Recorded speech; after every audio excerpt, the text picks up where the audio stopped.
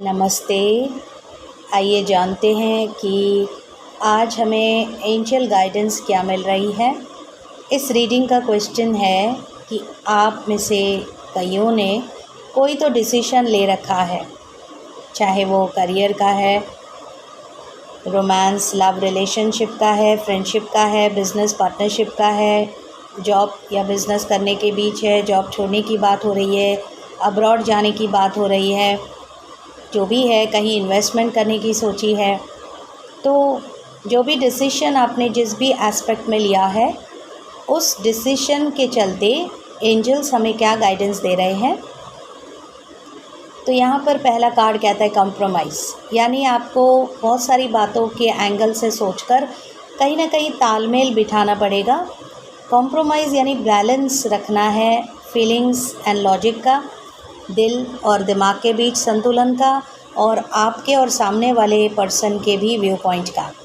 सभी की भावनाओं को कंसिडर करके ही फिर आप ये डिसीजन जो भी आपने लिया है उस पर डटे रहिए।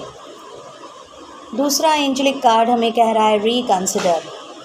तो रीकंसिडर माना अगर जिस पैटर्न से आपने ये फ़ैसला किया है ये वही तरीका ही बेस्ट है क्या, या कोई और तरीके से भी इसे हासिल किया जा सकता है।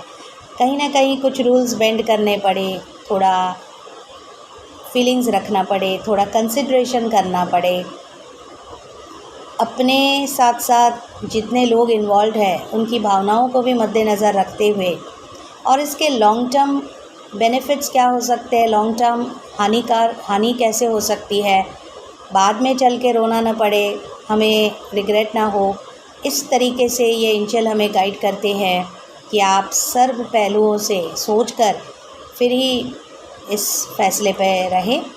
तो रिकंसिडर करना है। और लास्टली एंजल हमें कहते हैं गेट मोर इन्फॉर्मेशन। शायद आपको लगता है आपने इनफ रिसर्च किया है, नॉलेज है, अनुभव है, लेकिन नहीं, कभी कभी कोई छोटी मोटी बात भी रह जाती है जिसके वजह से बड़ा नुकसान भी हो सकता है।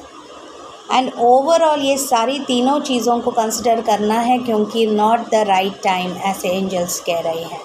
तो जब तक ये हो नहीं रहा है, राइट टाइम आ नहीं रहा है, तब तक आप कैसे कॉम्प्रोमाइज़ किया जा सकता है, कौन से एंगल से रिकंसिडर करें, और गेट मोर इन्फॉर्मेशन में कौन सा पहलू छूटा जा रहा है जहाँ पर आपने शायद नज़र नहीं करी, ध्यान नहीं दिया है, इस पर वर्क करेंगे।